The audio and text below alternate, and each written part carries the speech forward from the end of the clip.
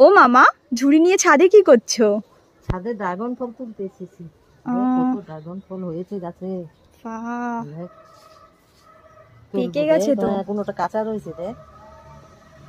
পেকেও গেছে। পেকে গেছে, এটা কাঁচা রয়েছে রে। হ্যাঁ, এটা কাঁচা রয়েছে। তোলো তাহলে। তুলবো? আস্তে করে, হ্যাঁ।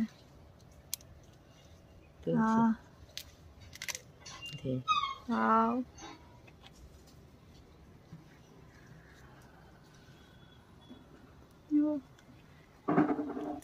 পেকে গেছে মা।